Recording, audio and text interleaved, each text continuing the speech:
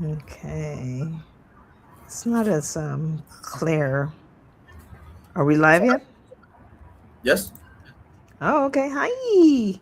Hello, everyone, and welcome to our webinar today. And today there are probably questions that you have wanted to ask, but you probably weren't, sure who to ask, or if they would be answered, by any of the people that supersede the sale or the purchase of a property, of a home.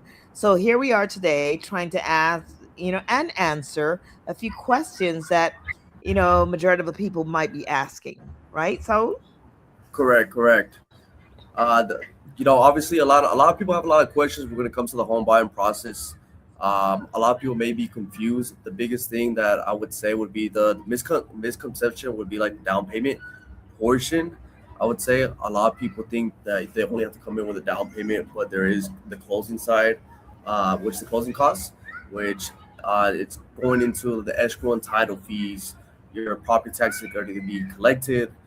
Your insurance is going to be collected as well, depending on the insurance carrier, and then also along with that prepaid interest that's being collected as well. Um, right. mhm.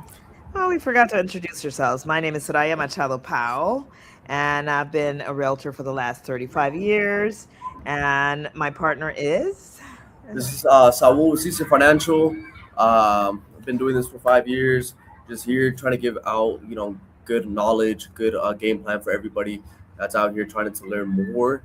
And yeah, trying to get everybody into a game plan, help them with the home buying process, whether you guys are ready right now or in the next couple months as well. Yes, yes, yes.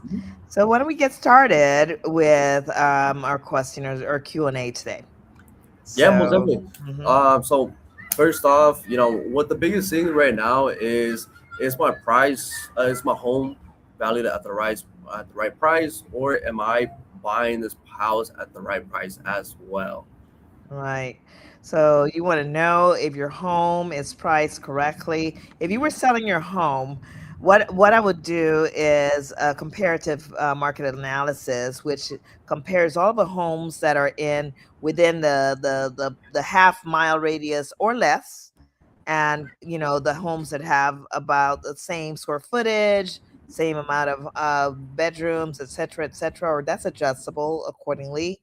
And compared to that, what pricing would your home be priced at, or what value would your home be priced at?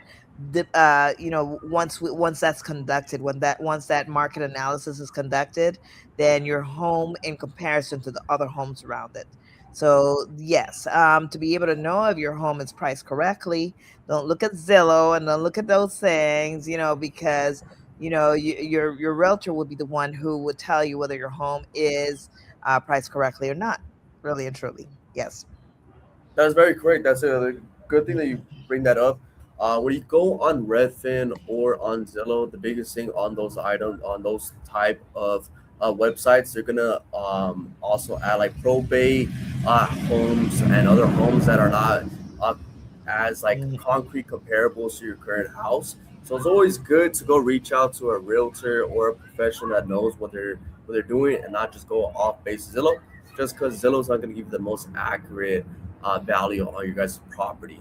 right, On our right, end, right. one of our banks do offer a free CMA. So if you guys want to learn more on what your current home is valued at, or the property that you guys are looking for, we can always pull up that property value for you guys, so you guys know if you guys are purchasing a home that's really valued at that price point, or if it's not at that point.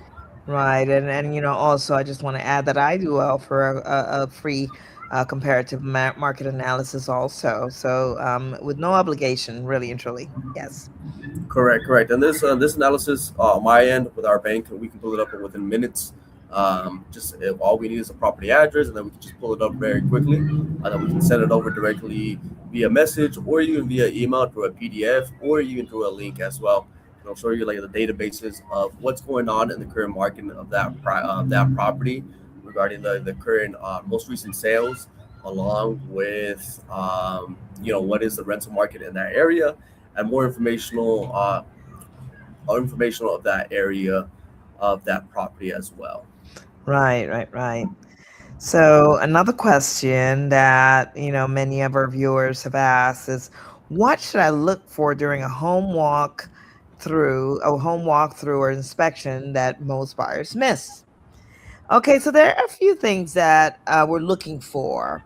I always have the buyer show up on the day that the inspector is inspecting the home. Okay, why is that necessary? It's necessary because that inspector, once he's conducted the inspection, is going to take you around the home and he's going to show you how all the systems operate.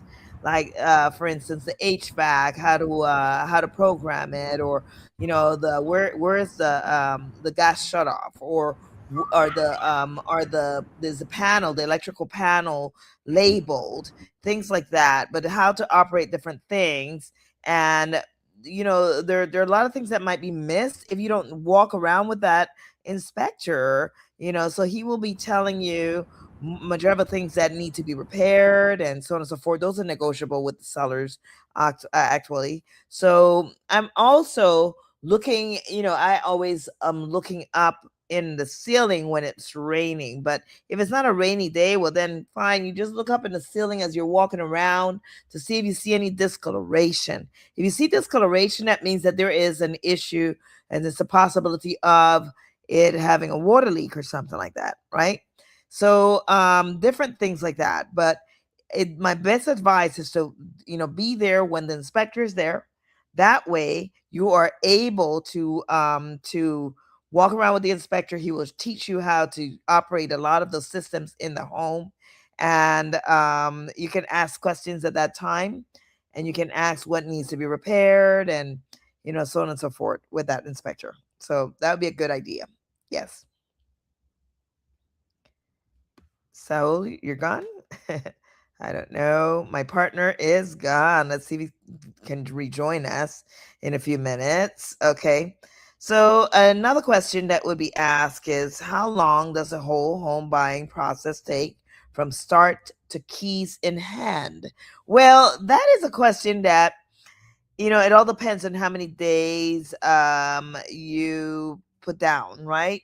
The thing about it is that if you are going to apply for a program like a home buyers, uh, the first time home buyers program or something like that, then it would take a little longer, right? Anywhere from 30 to 60 days. It all depends on what you're doing or what part of the mortgage you're adding to that also.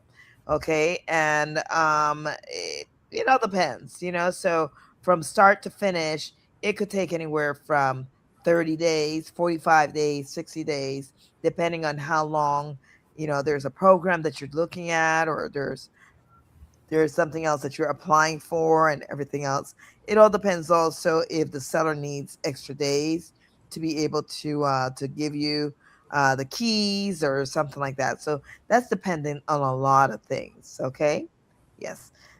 Hey, so yes. Hi. Sorry about that. Welcome back. I fell off right now, but Yes. um, I see one of the questions that we have right here. What down payment assistance programs do we have? Yeah. We do have multiple down payment assistance programs. One of the most popular ones that we did release right now was a forgivable grant. The separate program, you can go in with a minimum 3.5%. That 3.5% can be covered by that bank, and then you can go ahead and refinance after you guys' sixth payment without paying it back to that bank. So it is a good program to get in. More of it as a short term goal, not going as much with funds into the property, and you only have to cover your down payment portion.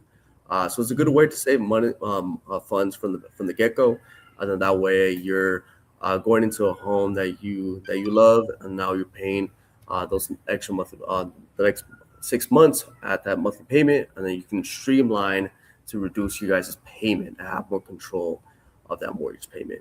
Oh, Uh, okay. mhm. We have other programs as well where you guys can pay for that assistance portion, meaning you can pay it on a monthly basis for that assistance that the bank will be covering for you. Okay. Mm-hmm. Mhm. The other program that we do have that's most popular that I did mention to Soraya is 100% financing for medical workers.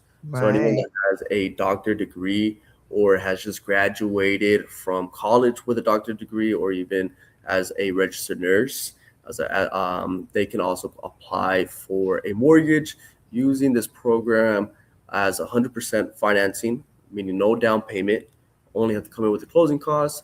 And at that point, you don't have to pay no mortgage insurance on this type of program. Um, Oh. and you can have a non-occupant co-borrower on this type of program as well. Yeah, did you say that it does not require 20%? Because usually with the PM, to be able to get rid of the PMI, you would have had to come up with 20% down, right? But this program is what? What did you say was different? Yeah, so the biggest thing with MI, usually with majority of programs, you do have to come in with that 20% down to remove the mortgage insurance, so that way you're not paying mortgage insurance for the entirety of the loan. But for this type of program and this bank, what they're offering is 100% financing, meaning there's no mortgage insurance at all for this type None. of program. Wow. That's a Mhm. good thing. That's a good thing. Yes. So if Yeah. you guys are worried about the mortgage insurance or having a high monthly payment, don't worry. That mortgage insurance is not going to be there, so that way your payment's going to be more comfortable for you guys. Hmm. Okay. Mhm. Yeah.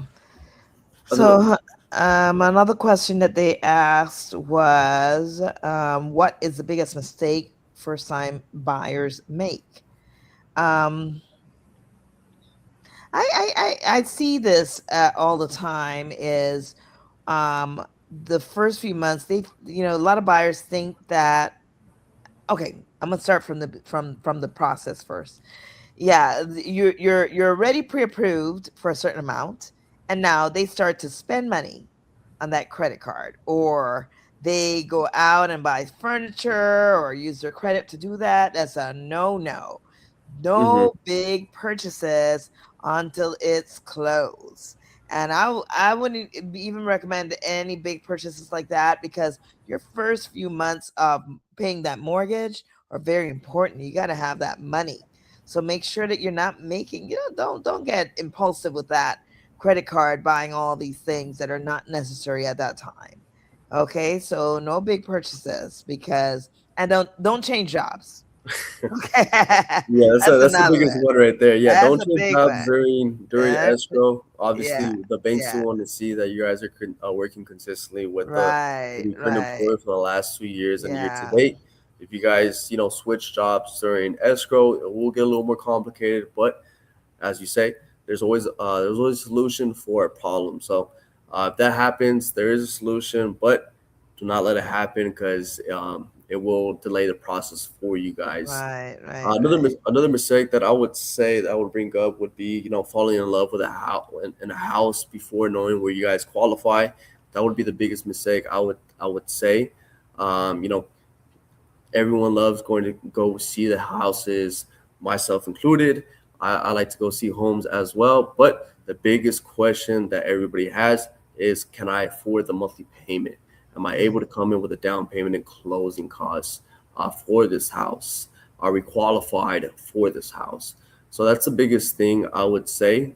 The biggest mistake is falling in love with a house without knowing where you guys stand on financial point when it comes to the monthly payment, and then also with the down payment and closing costs. Right, right, right, right. Yes, that's another mistake that I see that another one would be not to drive the neighborhood to know if this is a place that you really want to live in. Drive that neighborhood day and night, different hours, so that you can see what the neighborhood is like. So that would be another thing that I see that is being done all the time. Yes. Hmm. Most definitely, most definitely. So, Soraya, what is the biggest thing when it comes to like when you go view the property or when you do the inspection? What is the biggest thing that most home buyers miss, or what should they look out for when they do this process when they're going to buy a home? Okay, yeah, because I thought we had talked about that. To walk around with the inspector, please be there the day that the inspector is going to conduct that inspection, because he's the one that's going to clue you in as to what systems are in the house, how to operate the systems. You want to make sure that he teaches you how to do that. How do I program the HVAC? How to program the sprinklers? Make sure that he takes you around to see things that need to be repaired. Okay, that would be the best thing to do. I always, as I said before, I talk about the ceiling and how the ceiling, can tell you a lot of story. You walk around the ceiling, and looking at the ceiling. If you see any discoloration, there's possibility that there was a leak. Okay, if there are any foul smells, something that is foul or something that is different smell when you go into that home, you want to know what it is. Okay, because there's possibility of having mold and different things like that. So you want to make sure that you know what that is. Okay, also. So those are Mhm. kind of common mistakes that I've seen that are, things that are missed when you're doing a home inspection. Yes. Most definitely, most definitely. Not every home's gonna be perfect, but you know, as long as there's minor issues in each house, then I would say that's a good home to go into, on my end. But a good misconception that most buyers have as well would be the difference of an inspection of the property and as well what a As an appraiser? appraisal Ah, is. yes, that is a mistake. As to Correct, where, correct. people do mistake those two things. An inspection is conducted by a certified, person that is certified or has or is certificated in that. All he does is inspect the property. Once the property is inspected, your realtor will ask, it will send out a request for repairs and negotiate the different things that need to be repaired. But an Hmm. appraiser appraises or the value of the house. Okay, so he's the one that will look at the comparables, in the area and appraise the value accordingly. So they're two different things altogether. An inspection inspects, an appraiser appraises. That's it. Correct, correct. Yeah. So usually when we order the appraisal, the bank will send out that appraiser to go view what's going on that property, and then they'll go ahead and pull comparables in the area to make sure that value is there. If the value is not there, they won't lend you more than, let's say, the purchase price. Let's just say, for example, let's say you get into contract at 500K, the value comes at 450 at that point. At that point, the bank will only lend you based on that 450 since the appraisal came in at that value. So at that Right. point, we either have to negotiate with the seller, or we can bring it down to that purchase to that value, so that way we can go along Right. with the process. Yeah, and when you say negotiate with the seller, if you decide that the seller would have to decide whether he wants to go down to that value or have you come in with $10,000 more. I mean, wait, you said 450, 450? You said Yeah, appraisal? for example. Yeah, for example. Yeah, Or well you then can that's whatever. fifty Yeah, thousand dollars that you'd have to come up with. That difference, 50,000 is a big amount. But the seller would have to decide whether he's going to come down or whether you're going to split the difference or something like that and figure out something else. But that's how it's done. Yes. correct, correct. Um, what repairs or credits can I ask for after the inspection, since we're on this topic right now? That all depends on what it is, right? Hmm. If it's something big, then I would say that you to have your realtor go ahead and negotiate that. Minute things that you could have fixed by somebody, don't put those things on there. Those are deal breakers, especially if it's just so long. Your list is so long that the seller gets, really turned off by the length of that list, right? So you can negotiate so many different things on there for the seller to repair. So don't put everything on there. That those are deal breakers. Little things can be repaired by somebody, a handyman or something like that, right? Other things are negotiable. Yes. Correct, correct. You can also use that credit towards your guys' closing costs as well, which is part of the process. You guys can use this credit to buy down the rate as well if needed. Right. If our goal is to bring down that monthly payment as well. Right. Uh-huh. Yeah, well then you're talking about like the The okay, seller so credit, correct. yes, exactly. Incentives, right? And different things like that.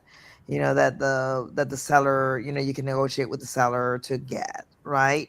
Correct, So correct. yes, yes, yes. But the don't forget also that because of the NAR settlement, the buyers are responsible for the buyer's agent's commission fee, Hmm. right? if Correct. if you don't have that, or you don't have all of that money, well, then that is negotiable with the seller, for the seller to pay that commission, or that buyer's commission fee. So Hmm. you have to ask for that. So remember that. Keep that in mind. When you're making that offer, keep it in mind that if you have to ask for that amount, then you're cutting down the profit of the seller. So you have to keep that in mind. Okay, that's what's happening also. Yeah. Correct, correct. Another thing that a lot of people like misunderstand would be like the how much I have to put down on a down payment for a home when I first buying a home. A lot of Yeah. people think that they have to put a 20% down or a higher down payment, but that is a huge misconception. Like I said previously, you can either go in with a down payment assistance, like we said previously, or you can go in with the minimum down of 3.5%. Mm. So it all depends on what on so that's dependent on the program that you're going to be on, right? Yes. Correct, correct. Depending on Mhm. your situation, depending on the program, whether you guys are working as self-employed or if you're currently working for a company. Okay. Yeah. So Mhm. it's dependent on a lot of things. Okay, that's good. Correct. Okay. Yeah. Uh-huh. So what goes into the buyer's payment on a monthly basis? Yeah, so the biggest things that come into the monthly payment on all programs, where I always make sure everything is included into the payment, which is going to be your principal, your interest, your owner's insurance, where I usually estimate around $150. This Mhm. can range between around that 150 to 200 depending on the carrier. Your property taxes, which is going to go based off your county 1.25 tax rate per county. Each county and city will be different on that tax rate, but rough estimate 1.25. And then along with our mortgage insurance if needed. So If that needed. mortgage insurance is required if we put less than 20% down on that home. With FHA, the mortgage insurance will carry on for the entirety of the loan, since it's the first time buyer program and we're putting less than 20% down. With Oh, okay. conventional, it's a little different. You can still put the minimum down, let's just say 3%. There will Hmm. but there will be mortgage insurance until you hit 80% loan to value, meaning once you hit that 20% of equity in your home, that mortgage insurance will drop out automatically. And now you're not paying that mortgage insurance. Now Oh, you're I only see. paying for your principal interest, the insurance for the property, and then that property taxes as well. Okay. Not unless you're a doctor and you can go into that other program. Correct, correct. Right? Yeah. If you apply for that 100% financing Yeah. as a doctor, or let's say you As graduated from a college, nurse. So, yes. if you graduated from college right as last month or this month, and you're currently working with In the currently medical field. So a so would job. that be right? That could be for nurses too, nurses and practitioners or whatever. So anything in the medical field? Correct, correct. As Okay. long as you have a degree, or they graduate from degree, or they're interning at a hospital regarding their field, at that point they're able to qualify for this type of loan. As mentioned, 100% financing, meaning no down payment needed. They can still Hmm. come in with a down payment if they like to.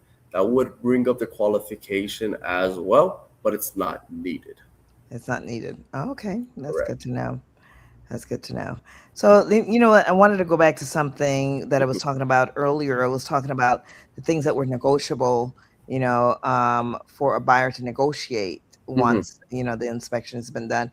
Well, first of all, the concessions that you're asking for, that's the word I was looking for. The concessions that you're asking for, part of it is your buyer's agent commission, but also you can ask for help, for the down payment, or not the down payment, but the closing costs. I'm sorry. You can ask for some help from the seller for the closing costs. Correct. If repairs are needed in the house, you're gonna have your realtor negotiate that. And so Mhm. those are things that are negotiable also. Most definitely. So yes. So Saul, what is the loan process like? Yes. So the loan process is first obviously seeing where you guys stand. So that's the pre-approval process. That's where we go over the four main factors, which is regarding the income portion, whether you guys are working for a company or you guys are self-employed. So we review the Mhm. last 2 years of you guys' taxes.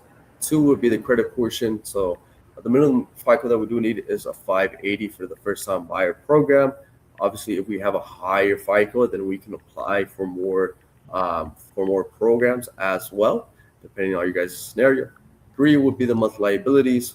So whether you guys are paying a car payment, student loans, credit cards, or anything that's going to appear on your guys' credit report, we're going to consider that as a monthly liability. And then Okay. four would be the funds for one down payment, and then two for closing costs. Once we Okay. get that scenario, once we understand the scenario, at that point, we can go ahead and get you pre-approved. Um, Once you guys get pre-approved, which is usually within a week, maybe even less, depending on your guys' scenario. At that point, I'll send over that pre-approval to Soraya, and she'll go ahead and show you homes on your guys' approved eligibility.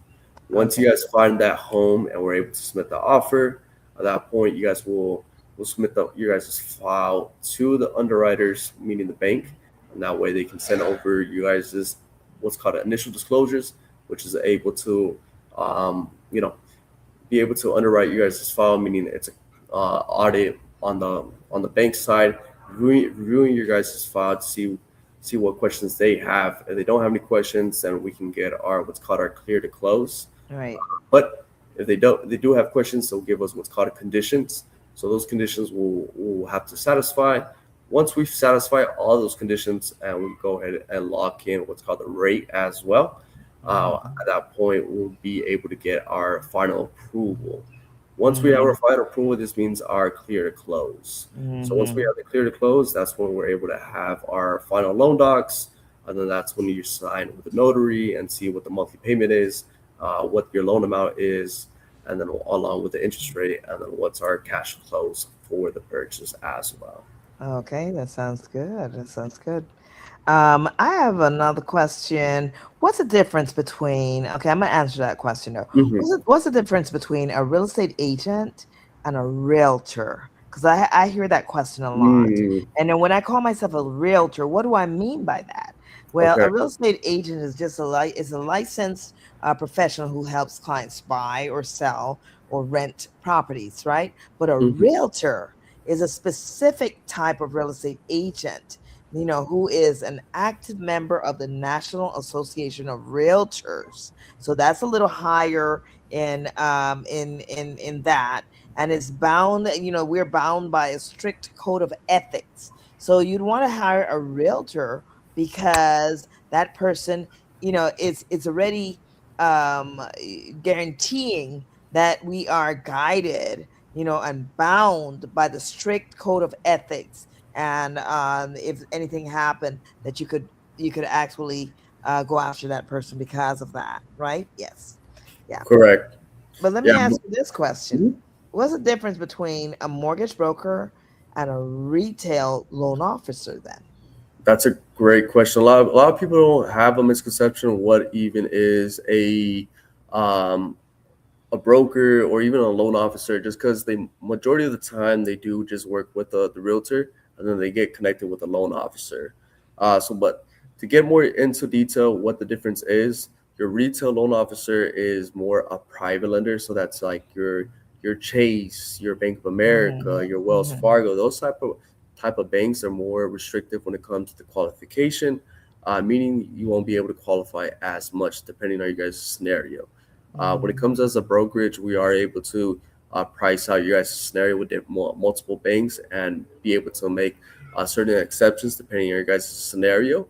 And there's more leeway for you guys to qualify when it comes to the broker mortgage area and help you guys qualify for a certain home, um, or make an exception for a home that has one simple issue that may be an issue for a private lender. Okay, that sounds good. Hmm. So we've come to the end of our session, but if you have any questions, just post them and we will answer them as best as we can in the chat, or in just a post. We're going to be, I know I am streaming right now onto YouTube as Hmm. well as my Facebook. And where are you streaming, Saul? Right now, I'm on Facebook, YouTube, and Instagram. On Okay. Instagram, right now, the only question we had was what down payment assistance programs do you have Oh, that's on great. my end? And then I see that Gloria Bradley said hi not too long ago. She always says hi. That's one of my colleagues.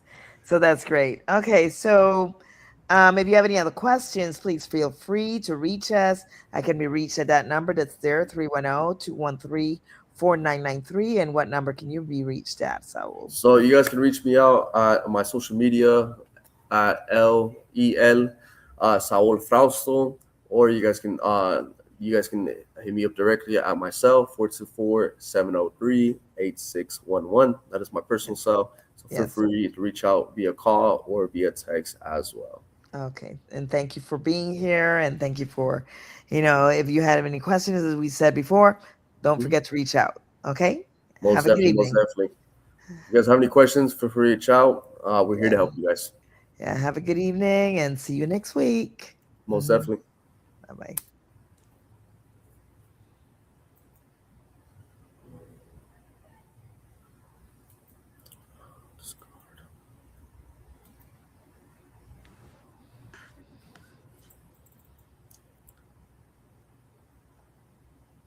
Can you hear me?